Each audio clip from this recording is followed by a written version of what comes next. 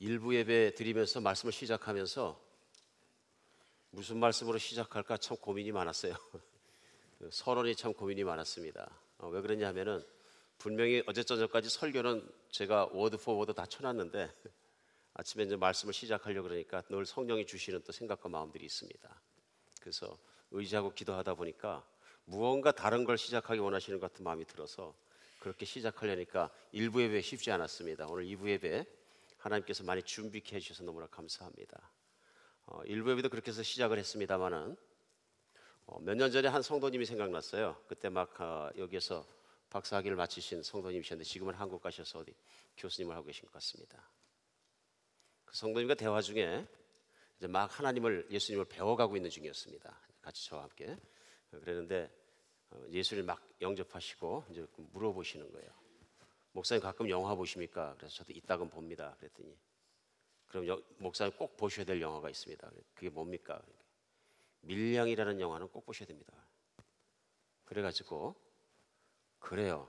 그 영화가 그렇게 좋습니까? 그러니까 목사님이 꼭 보셔야 됩니다. 알았습니다. 그럼 한번 보죠. 그래서 그 영화를 보고 저하고 대화를 하셔야지 대화가 됩니다. 그래서 제가 그 영화를 봤습니다. 봤더니 내용은 그렇게 복잡하지 않았습니다. 한 젊은 자매가 남편과 헤어지게 돼서 어린 아들 하나를 데리고 남편의 고향인 밀양에 와서 정착하며 어렵게 살아간다는 내용이었습니다. 남편을 잃어버리고 상처와 아픔이 있는데 거기 살다 보니까 아들을 누가 유기해 갑니다. 유괴범이 아들을 유기해서 찾다가 보니까 나중에 아들의 시체가 나옵니다. 그러니까 인생의 가장 바닥에서 절망하는 한 여인의 삶을 그린 겁니다. 아주 유명한 배우인데 전도연 씨인가 누구. 여러분 꼭 보란 얘기는 아닙니다. 근데 인생의 바닥에서 비극과 고통 속에서 허우적거리는 인생이 나온 거죠. 그러다가 그 괴로움을 어떻게 해소할 길이 없어서 고통받는 중에 우연히 교회에 갔다가 부흥회에서 예수님을 영접하게 되고 그 안에서 위로를 받게 되고 그 다음에 기쁨이 회복되고 삶의 의욕이 회복되는 그런 과정을 겪습니다. 그런데 어느 날 유괴범이 잡혔다는 소식을 듣고 이제 교인들과 함께 그 유괴범을 전도하자. 그래서 교회에서 가르치는 대로 거룩한 마음을 먹고 교도소를 갑니다. 교도소를 가서 이제 그 여인과 유괴범이 마주 앉아서 면회를 하는데 이제 어렵게 이 여인은 정말 이 사람을 용서할 수 있을지, 내 아들을 죽인 사람인데 갈등하면서 갑니다. 그래도 용서해야지, 예수님이 시키니까 갈등하면서 가는데 그래도 예수를 믿으셔야 합니다. 한마디를 하는 게 얼마나 힘들었는지 모릅니다. 그랬더니 이제 그 유괴범의 반응입니다. 아주 평화롭고 행복하고 기쁜 모습을 하면서 싱글싱글 우시면서 얘기합니다. 예, 저도 제가 죄인이라는 걸 알고 교도소에서 예수님을 구주로 영접했습니다. 교도소에서 있는 날 동안 매일매일 행복하게 지내고 기쁘고 평화스럽게 잘 지내고 있습니다. 예, 자매님도 잘 예수 믿으시기 바랍니다. 이제 그 평화롭게 웃고 있는 그 유괴범의 모습 속에 이 자매 안에 숨겨져 있던 이 분노가 확 올라옵니다. 그러니까 이 더러운 놈 이렇게 되니까 그 순간에 완전히 모든 것이 무너지고 이제 밖에 뛰어나서부터는 예수님을 믿지 않는 삶으로 막 그냥 또 헤매는 삶으로 절망하는 삶으로 다시 돌아가는 모습입니다. 그래서 영화의 결과는 이제 나중에 주변에 살고 있는 한 우직한 한 남자로부터 위로를 얻었더라 이런 얘기입니다. 그러니까 쉽게 생각하면 어떻게 보면 그 영화를 만든 사람들의 그 주제가 또 플롯이 무엇이냐 하면은 이렇게 예수를 믿는 것보다는 세상에 있는 착한 사람을 믿는 것이 낫지 않느냐 하는 각도에서도 해석할 수 있는 내용인 것 같았습니다. 기독교인으로서는 그 내용을 보면 우울한 내용입니다. 그런데 그 형제님에게는 그것이 설득력이 있었던 것입니다. 설득력이 있었던 거예요. 결국 기독교인들이 살아가는 모습의 일면이 그런 게 있지 않느냐 그런 얘기입니다. 그 영화를 보고 물론 그 형제님하고 얘기를 나눴습니다만은 오늘은 이 생각을 하면서 정말 하나님의 말씀 오늘 로마서의 3장에 나와 있는 1절부터 18절의 본문이 어떻게 생각이 되는가 한번 생각해보는 여러분과 제가 되었으면 좋겠습니다. 제가 오늘 화두에 시작하면서 이 생각에 대한 결론을 이 말씀을 마치는 순간에 같이 한번 나누기 원합니다. 이따금 제가 잊어버리기도 합니다. 그러니까 손을 들으셔야 됩니다. 잊어버렸으면. 이 얘기는 여기서 잠깐 접고 우리 그동안 몇 주 동안 나누고 있는 로마서 말씀으로 잠시 돌아가겠습니다. 우리 로마서에 보면은 사도 바울이 뭐라 그러냐면요, 내가 로마에 있는 교회에도 복음을 전해야 된다 얘기합니다. 그러면서 왜 로마는 복음으로 말미암아 믿는 사람들이 세운 교회인데 복음을 전하겠다 그러는가, 우리 의아할 수 있습니다. 그러니까 사도 바울의 의도는 믿지 않는 사람에게나 교회 안에 믿는 사람에게나 가장 필요한 건 무엇이냐면 복음이다, 하나님의 굿뉴스다 하는 것입니다. 그런데 그 복음을 시작하면서 1장에 보면은 좋은 곳에서, 굿뉴스니까 좋은 곳에서 시작해야 되는데 좋은 곳에서 시작하는 게 아니라 나쁜 곳에서 시작합니다. 그것이 뭐냐 하면 우리 지난 2주간 나눴던 인간의 내면을 한번 보자. 그러니까 믿지 않는 사람, 예수를 믿지 않는 사람의 내면을 얼마나 선하게 사는가 한번 보자. 그러면서 내면을 뒤집어냅니다. 그래서 우리 2주 전에는 인간의 내면 안에 예수를 믿지 않게 생기는 모든 교만과 모든 것과 더러움과 이기심과 방탕과 하나님을 알만한 것이 우주와 모든 정말 세상에 있는 걸 통해서 보이지만 하나님을 찾지도 않고 등 돌리고 자기가 왕인 것처럼 살아가는 사람들에서 맺히는 열매들에 대해서 쫙 얘기합니다. 그 다음에 우리 그 다음 주에 말씀 나눴던 거 뭐냐면 2장을 통해서 또 계속 얘기하는 게 뭐냐면 인간은 하나님을 믿는다고 생각하는 유대인들아, 그러니까 이 세상에서 가장 하나님을 잘 알 수 있고 하나님이 일찌감치 부른 족속이 유대인들인데요, 그래 거룩하다고 스스로 생각하는 유대인들아, 너희가 그렇게 거룩하냐 얘기하면서 하나님의 판단을 받아야 될 너희들이 왜 다른 사람들, 이방인들을 특별히 판단하느냐, 특별히 믿는다고 생각하는 사람들을 향해서 또 인간의 내면이 얼마나 교만하고 남을 판단하는지에 대해서 다시 한번 오픈합니다. 그러면서 오늘은 3장으로 넘어왔어요. 3장 본문의 시작이 뭐냐, 그런즉 유대인이 나은 게 뭐 있느냐, 할례가 뭐가 유익하냐 얘기합니다. 이 얘기는 뭐냐면은 할례를 받았으면서 하나님의 자손이라고 믿는 것이, 자녀라고 믿는 것이 유대인들의 사고방식입니다. 믿음입니다. 그럼 할례를 받았기 때문에 유대인이기 때문에 나은 것이 뭐 있냐, 그리고 특별히 이전에는요 범사에 유대인이 하나님의 복 받은 건 많다. 사실은 이방인에 비해서 나은 것은 그들 중에서 특별히 얘기하려면 하나님의 말씀을 너희가 맡은 것이다. 하나님의 말씀이 유대인을 통해서 나왔다 이런 얘기입니다. 또 유대인이 보존했고 유대인 안에 있고 하나님 말씀이 역사한다 그런 얘기입니다.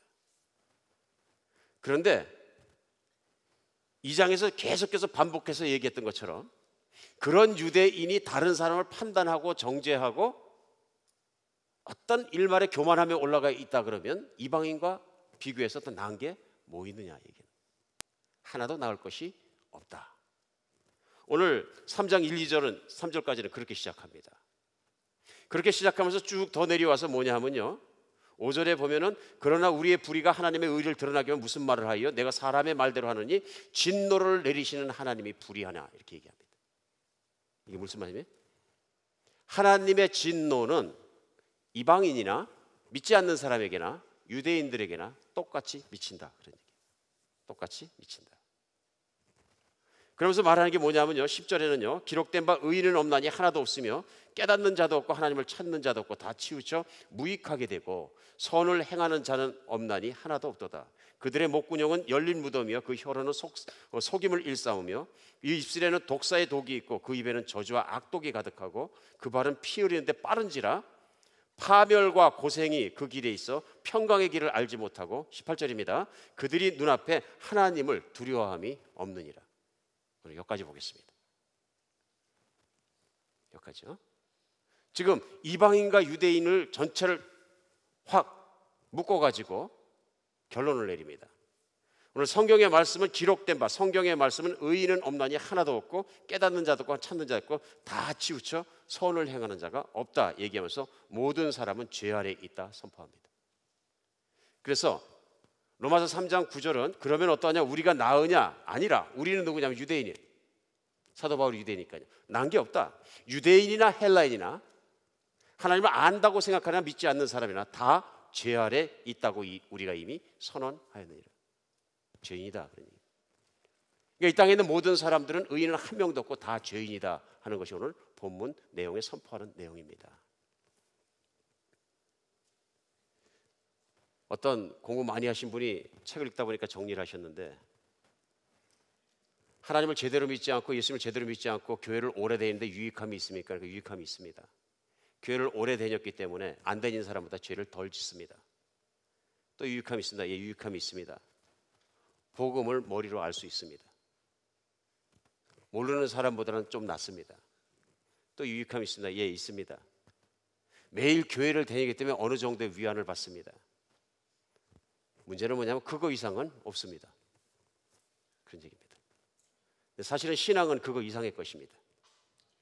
복음은 훨씬 더 많은 것입니다. 그거 이상의 것입니다. 오늘 우리가 한번 심각하게 생각할 필요가 있어요.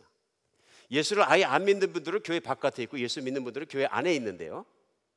물론 잘 얘기해야 되지만 교회 안에도 교회는 오래 다니셨지만 예수님의 그 복음을 깊이 깨닫지 못한 분들이 있을 수 있다 하는 얘기. 있다. 그게 사도 바울이 로마서를 쓴 이유입니다. 그런데 오늘까지 3일째 계속 못하냐면 인간은 문제가 많다입니다. 그렇죠? 근데 사도 바울이 1장에 보면 처음에 시작할 때 왜 이걸 시작했냐면 복음을 전하기, 좋은 소식을 전하기 위해서 했습니다. 그런데 사실은 이 말씀을 시작한 가장 중요한 시작점이 어디냐면요, 1장 18절입니다.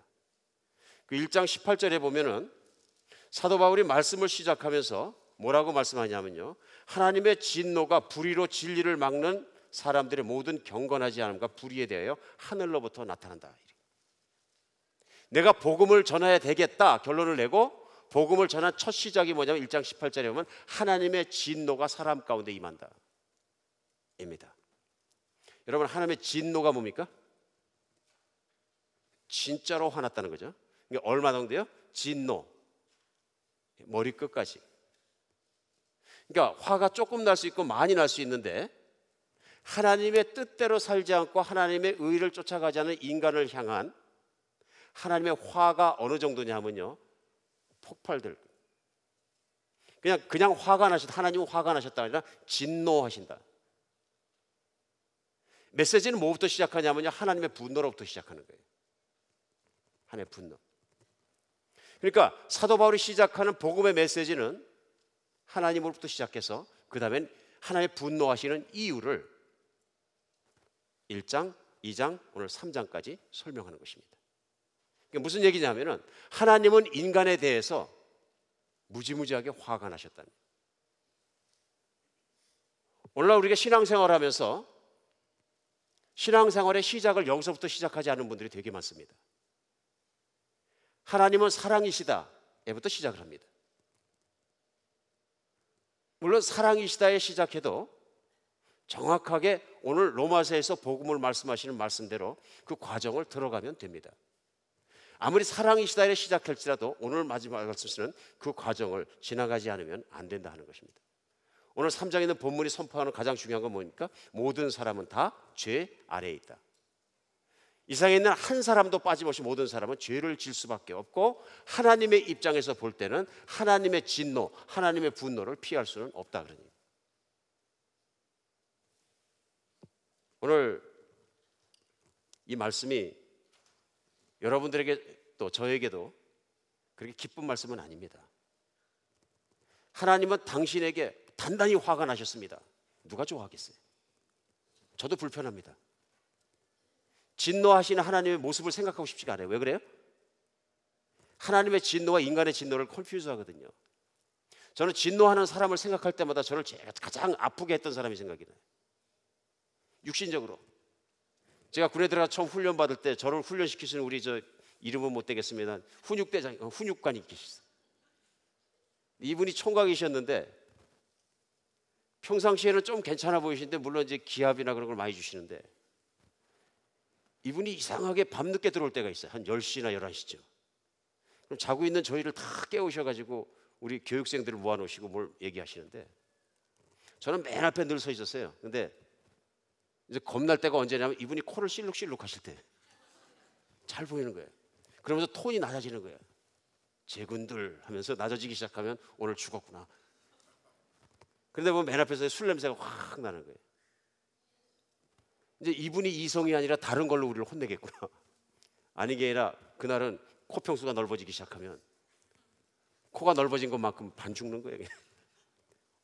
어떨 때는 한겨울에 팬티 바람으로 옥상에 올라가서 4시간씩 영하 20도에 서 있은 적도 있고 그러면 진짜 옥상에서 밀어서 그 사람 죽이고 싶은 마음이 생겨요. 앞에 서 있는데 자기는 잠바 입고 장갑 딱 끼고 있는데 밀어서 죽여버리고 싶은 마음이 굴뚝같이 올라옵니다. 정말 힘듭니다. 그런 분노가 생각나는 거예요. 분노를 싫어하게 되는 거죠. 그러니까 분노를 생각할 때마다 회피하고 도망가고 싶어지는 거예요. 그리고 생각하고 싶지 않아지는 겁니다. 아마 그래서 하나님의 분노에 대해서 성경은 구약 시작부터 계속해서 하나님의 분노가 나옵니다. 그러니까 강단에서도 하나님의 분노에 대해서 설교하는 메시지가 드물어지는 것 같습니다. 점점 없어지고요. 그렇죠? 거의 듣기가 어렵습니다. 하나님 우리를 향해 단단히 화가 나셨습니다. 이 메시지가 잘 안 들린다는 얘기입니다. 또 가슴에 타치도 안 된다는 얘기입니다. 자, 그럼 오늘 하나님 말씀이 틀리냐 하고 사도 바울이 반문합니다. 그것에 대해서 우리 한번 생각해 보겠습니다. 이거는 우리 성경 말씀을 떠나서라도 인간이 철학 속에서 고민해왔던 가장 중요한 핵심적인 사항 중에 하나예요. 여러분과 제가 자란 곳 한국에서는 과거 중국의 철학의 영향을 무지무지하게 받았습니다. 그래 우리는 실컷저것 알게 모르게 중국의 철학에 대한 영향이 우리 안에 들어 있습니다. 보면 제 안에도 있습니다. 그중에서 가장 강하게 영향을 미친 게 뭐냐면 유교입니다. 유교. 그래 많은 분들이 유교 나쁠 게 뭐 있노 이렇게 생각합니다. 근데 그 유교의 시작이 뭐냐면요, 맹자의 성선설입니다. 인간을 생각할 때 맹자는 어떻게 생각했냐면 인간은 본질이 착하다. 그러나 완벽하지는 않다. 그래서 인간에게 교육을 시켜야 된다. 인간에게 교육을 잘 시키면 인간이 선하게 살 수 있고 그러므로 말미암아 인간이 사는 사회도 선해질 수 있다. 이렇게 시작한 거죠. 그러다 보니까 유교가 등장하고 유교에서는 그걸 잘 적용을 해갖고 인간은 반드시 교육을 시켜야 된다. 한국에도 교육열이 있고 중국에도 교육열이 있고 교육열이 뜨거운 거죠. 그렇죠? 사람은 교육시키지 않으면 사랑구실을 제대로 못하니까 조금만 교육시켜 도와주면 사랑구실을 제대로 한다. 그래서 유교 사상의 근본적인 건 뭐냐면 교육과 훈련을 통해서 인간을 잘 만들어서 세상에 있는 나라를 잘 만든다 하는 것입니다. 그런데 반대로 순자라는 사람이 있습니다. 좀 이상하긴 한데 여자 이름 같은데, 순자라는 사람은 성악설을 얘기했죠. 정반대로 인간은 악하다. 인간을 가만두어 봐라. 선한 일을 하나 악한 일을 하나. 그래서 인간은 교육을 시키지만 끝끝내 착하고 선한 사람은 되지 못한다. 이게 순자의 학설이 있는 겁니다. 알게 모르게 그게 들어와 있는 거죠, 저희 안에. 그러면 서양에서는 인간에 대해서 생각을 안 했습니다. 오늘 성경 안에서 사도 바울이 시작하자마자 인간의 내면에 대해서 얘기하는 것처럼 철학에서도 얘기합니다. 그래서 서양에 있는 철학에서 가장 대표적으로 두 가지를 또 이렇게 나눈다 그러면 인간은 건강하다는, 내적으로 정신적으로 건강하다는 견해입니다. 이 견해는 뭐냐면요, 대부분이 사람들이 그렇게 온전하거나 정신적으로 건강한 상태는 아니지만 조금만 훈련시키고 그 다음에 계속적으로 진보되고 발전되어 가면 인간이 착해질 수 있고 잘 살 수 있다는 얘기입니다. 마치 신체가 연약한 사람이 비타민을 먹고 운동을 하고 좀 이렇게 잘하면 튼튼해지는 것처럼 인간의 내면적인 문제도 좀 훈련을 시키고 교육하고 그러면 건강해질 수 있다, 그런 얘기입니다.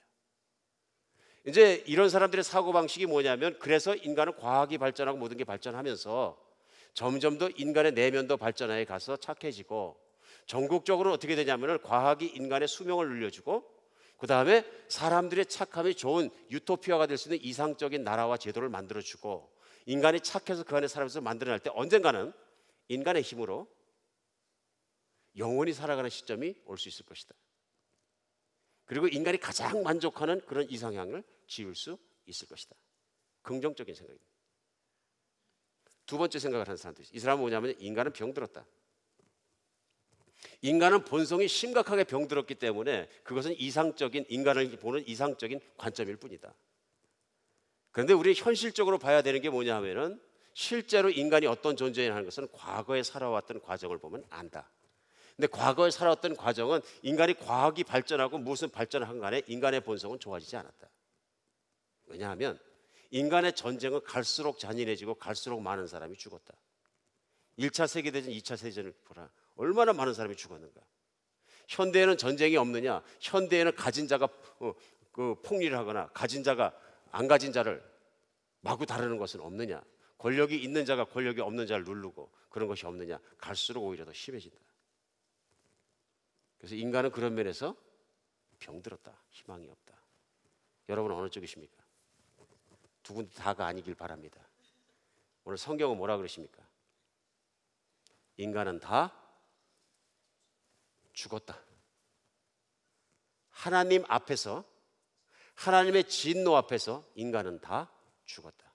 실제로 성경은 창세기가 시작되면서 인간이 하나님을 떠나서 죄악을 짓고 인간의 뜻대로 자기가 왕대 살아가면서 첫 번째 일어난 현상이 뭐냐? 죽음이 인간 안에 들어온 거예요.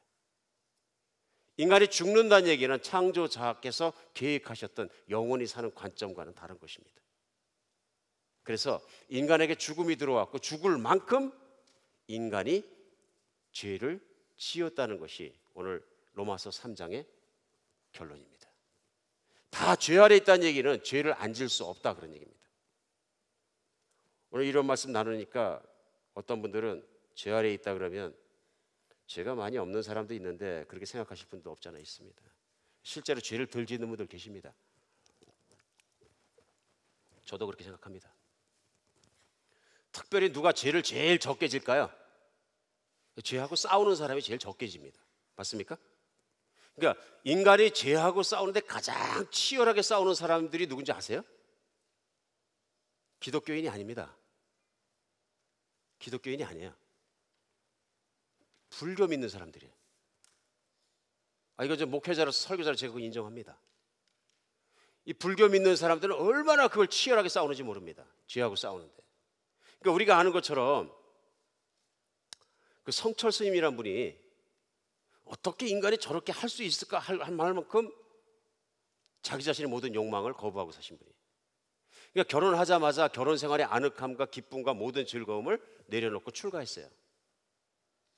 그러니까 자기 인생에 자기는 그런 걸 누릴 만한 사람으로 보지 않는다 그런 얘기예요. 거부한 겁니다. 출가해가지고 산에 들어가서 절에서 돌을 닦으시는데 부모가 찾아와도 수행에 반대한다고 절대로 평생 만나지 않으셨어요.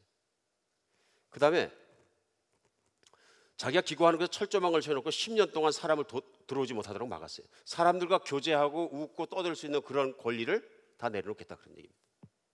그리고 자기 내면만 들여다보겠다. 깨끗하게 만들게 노력하겠다 이런 얘기입니다. 수행이 그거죠. 그리고 16년간 솔잎가루와 쌀가루만 드시고 사셨어요. 생식만 한 거예요. 16년간. 어떻게 그렇게 할지는 모르겠어요.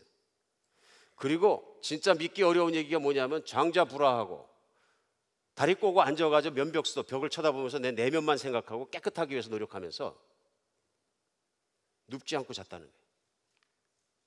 누운 적이 없다는 거예요. 자기 몸에 있는 모든 욕망을 제어하기 위해서 노력하고 죄를 짓기 위해서 몸부림쳤다는 얘기예요.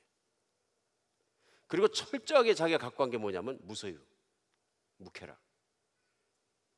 기독교인이 이렇게 노력한 사람이 있습니까? 없죠. 이렇게 자기하고 피나게 싸우는 사람이 있습니까? 없죠. 그러니까 오늘날도 성철 스님 책이 나오면은 한국의 교보문고나 큰 문고에 가면 전부 그 책을 주벼드는 이유가 왜 그래요? 나보다 거룩해 보이고 나보다 성스러워 보이고 열심히 싸운 분이니까. 근데 그분이 돌아가기 전에 열반송이라는 말씀을 남겼는데요. 이 말씀을 풀이해 보면 이런 내용입니다. 나는 한평생 무수한 사람을 속였으니 그 죄업이 하늘에 가득 차 수미산보다 더하다. 산채로 지옥에 떨어져 그 한이 만갈래니 한 덩이 불덩이 푸른 산에 걸려있다. 무슨 말씀이에요? 돌아가실 때 평생 내 내면을 깨끗하게 하기 위해서 노력하고 돌을 닦고 나서 결론이 아무리 생각해봐도 나는 다른 사람들을 속이고 있다. 끊임없이 내 내면에 올라오고 있는 죄악이 있다 그런 얘기입니다. 그러면서 내 그 죄업으로 말미암아 그 죄업이 내 눈앞에 보이는 수미산 앞에 있는 산에 하늘에 가득하다. 그리고 산채로 지옥에 떨어져서 한 덩이 불덩이가 푸른 산에 걸려있는 것 같다. 그 도 닦음의 끝이 의인입니까? 죄인입니까? 스스로 죄인인 것을 발견한 것이죠. 발견한 것이죠. 그러면 이렇게 열심히 노력하는 분들은 어떻게 이렇게 도를 안 닦는 보다는 의인인 거 맞겠죠. 죄를 덜 짓겠죠. 사람을 만나기를 합니까? 욕심을 부립니까? 가진 것이 있습니까? 그러니까 그분의 무소유에 대해서 많은 사람들이 그 정신을 존경하는 겁니다. 일리가 있습니다. 그러니까 종교 중에서 가장 인본주의적이고 인간의 중심이고 인간의 거룩함을 만들려고 노력하는 종교는 불교입니다. 만약에 그런 거룩함을 갖다 기대하고서는 이웃의 목사를 쳐다보시면 전부 시험 다 드십니다. 오늘부로. 그렇죠? 장가가고 차 타고 다니고 때에 따라서 명성도 누리고 그러니까 저게 무슨 성직자야 이렇게 되니까 시험 듭니다. 수많은 사람이 그래서 시험 듭니다. 여기에 갈등이 있는 것입니다. 그러니까 문제는 뭐냐면 성철 스님처럼 그렇게 자신의 깨끗함을 추구하고 의를 추구해도 결국은 스스로 죄를 발견한다. 반대도 있습니다. 평생 기가 막힌 죄를 집니다. 죄인 중에 죄인이고 지구에 있는 모든 사람 70명을 볼 때 죽여. 그냥 죽이지 말고 찢어 죽여. 찢어 죽이지 말고 평생 고통 주고 죽여. 이럴 만큼 악한 사람들도 있습니다. 그 대표적인 사람 중에 누가 있냐면요, 2차 세계대 때 독일에서 유대인들을 600만 명을 죽이게 한 괴수가 있습니다.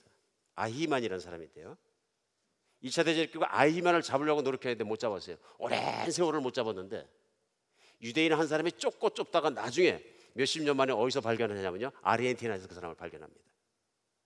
그렇죠? 여러분도 그렇게 생각하죠? 600만 명 정도 죽였으면 용서하면 안 되죠. 이건 뭐 10명만 연쇄살인했어도 막 죽여라 이렇게 나오는데 근데 막상 아이만을 발견하고 아이만을 체포하러 갔을 때는 보니까 아이만이 천사와 같은 모습으로 자기 손자하고 놀고 있었습니다. 천사 같은 모습으로. 아이만의 과거와 아이만의 내면과 아이만의 행위는 정말로 죽여야 될 죄인이지만 그 손자가 볼 때 할아버지는 이 세상에 가장 거룩하고 성스러운 할아버지입니다. 따뜻하고 용서하고 사랑해주고, 인간 안에 아무리 노력을 해도 죄가 있고 인간 안에 아무리 약해도 선한 흔적은 남아있다는 거예요. 맞습니까? 그러니까 얼마큼 선해야 자랑하고 얼마큼 악해야 악하다고 얘기할 것이냐, 그것에 대해서 우리는 할 말이 없다. 거기에 대한 하나님의 판결이 뭐냐면요, 모든 사람은 다 하나님 앞에서 죄인이다 하는, 하나님을 화나게 하는 존재이다. 근데 여기 중요한 게 있습니다. 하나님이 화나는 것은 하나님 자신이 절망하고 화나는 것은 스스로 폭발하는 화가 아니고요, 우리가 마치 자식이 평생 보니까 아버지가 엄마가 원하지 않는 짓만 골라서 해. 한두 번이지 계속 그러면 화납니까 안 납니까? 나중에 속이 뒤집히게 화나게 해. 똑같습니다. 하나님은 그런 문제로 그렇게 화가 났다 그런 얘기입니다. 우리 그런 화나신 하나님을 생각할 때 도대체 나는 누구냐 하는 문제를 심각하게 생각해 볼 필요가 있습니다. 심각하게. 그러니까 복음이 복음되게, 굿뉴스가 굿뉴스되게 예수님이 축복이 될 수 있게 만날 수 있는 유일한 길은 뭐냐면요, 내가 누구인지를 정확하게 보는 겁니다. 내가 하나님의 눈동자 앞에서 어떤 존재인지를 분명하게 하는 것입니다. 그래서 하나님의 진짜 은혜 받은 사람들은요, 진짜 새 사람이 된 사람들, 진짜 예수를 잘 믿는 사람들은요, 반드시 거쳐가는 과정이 있습니다.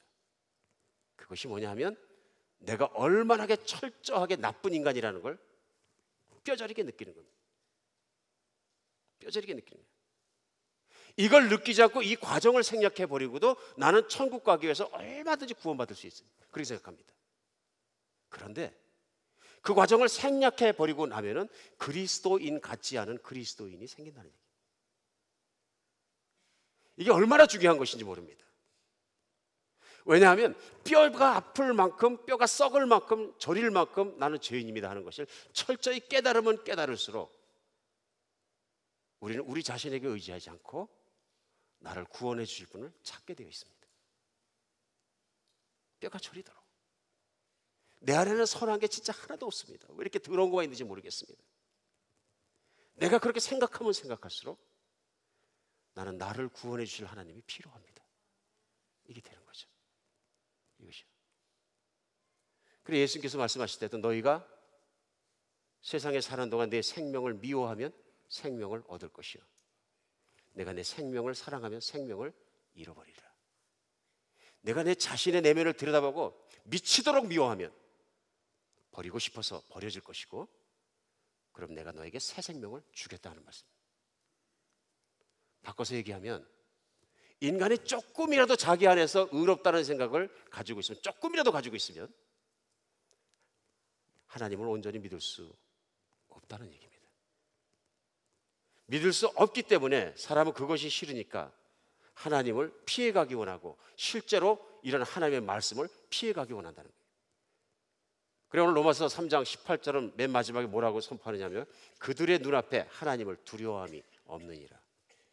뭐가 없다고요? 하나님을 두려워하지 않느니라. 신앙의 출발점은 무엇이냐면요, 하나님을 두려워하는 것부터 출발해야 됩니다.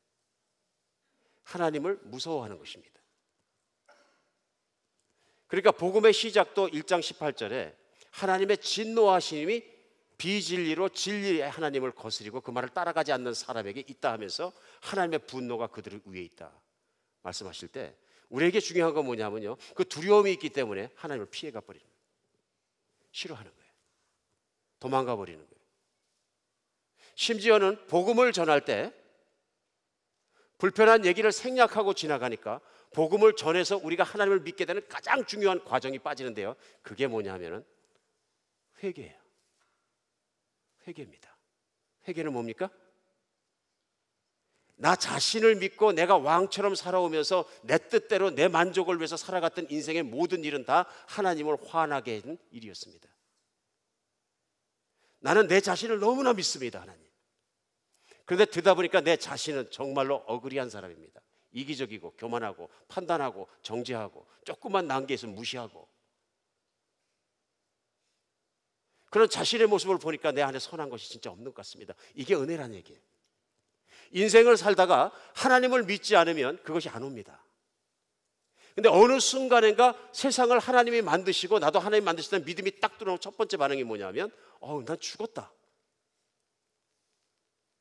큰일 났다. 이게 맞는 반응이란 얘기예요. 그러니까 예수님께서 말씀하실 때 항상 회개하라, 천국이 가까이 왔느니라. 회개하라. 사도행전에서 모든 제자들이 복음을 선포할 때도 회개하라. 21세기에는 강단에서 회개합시다 얘기하면은 마음이 힘들어, 답답해, 저 교회. 이렇게 되니까 거긴 지나가고 그냥 어쨌든 예수 믿으면 천국 갑니다. 거기만 강조하면 어떻게 되냐면요, 사탕만 먹여주는 거예요. 사람이 변하지 않는 거예요. 껍데기만 변하고 결국 변하지 않는 이유는 뭐냐면 나를 싫어해 본 적이 없는 거예요. 그러니까 나를 사랑하시는 하나님, 나를 위해 십자가를 못 박혀 구원하시고 나를 좋아하시는 하나님, 그러니까 나는 하나님을 나도 좋아해, 그러니까 나는 천국에 갈 거야. 여기서 끝난다는 얘기예요. 그럼 우리 중에 어떤 분이 이 말씀 들으시면서 그게 뭐 잘못된 게 뭐 있나? 예수 믿었으니까 천국 가는 거 당연하지. 더 중요한 게 있습니다. 회개를 해야 돼요. 회개를 안 하고 내가 좋으니까, 천국 가고 싶으니까, 사랑받고 싶으니까, 갖고 싶으니까, 좋아 보니까 받았을 땐 여전히 그 안에 있는 건 나예요. 부인되지 않은 나, 내 자신이 싫어하지 않는 나, 센터에 뭐가 있냐면 나예요. 오늘 미량이라는 영화에 나타난 단면이 그런 것입니다. 정말 그 유괴범이 하나님을 만났으면 하나님 앞에 나는 이렇게 더러운 인간입니다. 나는 어린 아이를 죽일 만큼, 돈을 위해서 죽일 만큼 나는 더러운 인간입니다. 나를 죽여주시옵소서. 철저히 회개한 사람이라면 그 아이의 어머니가 나타났을 때 무릎 꿇고 나는 용서하지 마십시오, 하나님도 나를 용서하지 않았으면 좋겠습니다 하는 죄에 대한 자각이, 자기 자신의 더러운 모습에 대한 자각이 자기 마음속에 있었으면 그 여인을 실족시키지 않았다. 그렇죠? 깊은 곳으로부터 나는 죄인입니다, 자매님, 나를 용서하지 마십시오. 끝까지 저주하셔도 괜찮습니다. 그만큼 나는 더러운 인간입니다. 오늘 여러분과 제 안에, 심지어는 예수님을 믿고 믿는 삶 가운데도 그런 껍데기 신앙이 생겨날 수 있습니다. 갑자기 나는 의롭다 하는 의식이 생겨나는 거예요. 우리는 예수 믿고 생활을 오래 하면서도 그런 의식이 생길 때 방치해두면 갑자기 내가 진짜 의로워지는 거예요. 요즘도 가슴을 꼭 붙잡고 계속 힘들어하는 거 있습니다. 그 뭐냐면, 하나님, 저 이제 목사 그만하고 싶어요.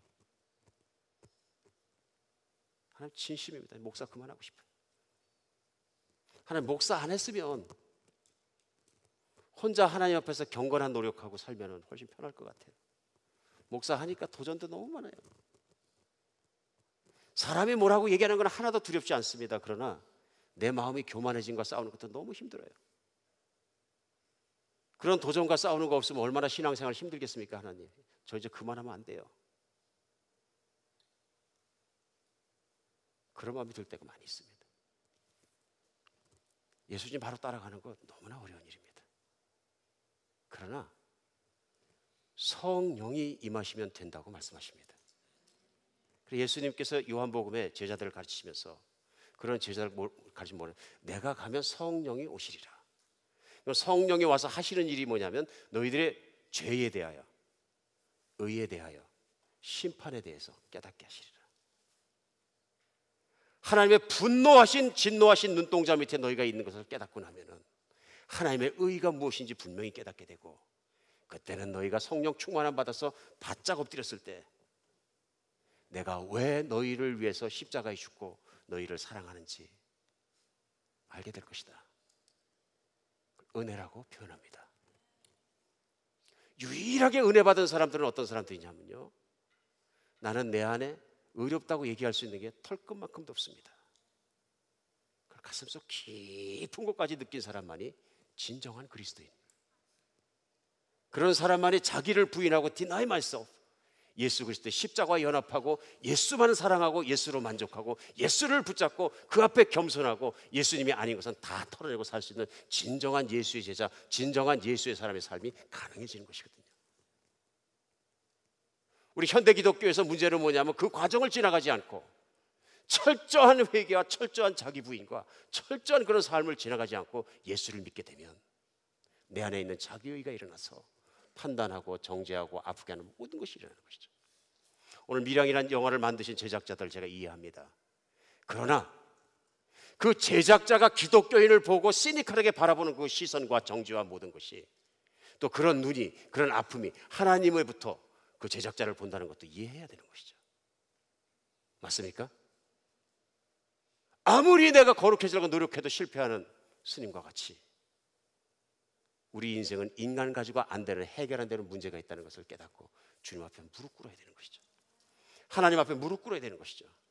이게 그냥 되는 것이 아니라 성령이 우리에게 임하시면 보이지 않는 하나님의 영이, 예 그렇습니다, 나는 죄인입니다, 그걸 깨닫게 하시는 거죠. 저도 예전에 왜 그런지 몰랐어요. 반평생을 아무렇게나 산다고 내 뜻대로 살아왔는데 어느 날 갑자기 성령이 오시고 나의 죄악됨을 깨닫게 하시니까 몇 달이 지나가도록 새벽마다 집 옆에 있는 교회 가서 늘 울었던 기억이 지금도 납니다. 그렇게 살고 싶습니다. 끝까지 그렇게 가고 싶습니다. 그래 세상을 살면서 신앙생활하면서 끊임없이 올라오는 자기와의 싸움이 있고 끊임없이 싸워야 되는 내면의 싸움이 있기 때문에 우리 기독교인들도 끊임없이 예수를 바라보지 않고서는 이기지 못하는 것입니다. 그러나 분명한 게 있습니다.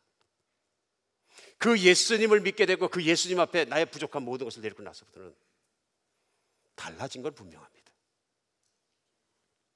가족도 달라졌고 인생도 달라졌고 사람도 달라져 가는 건 분명합니다.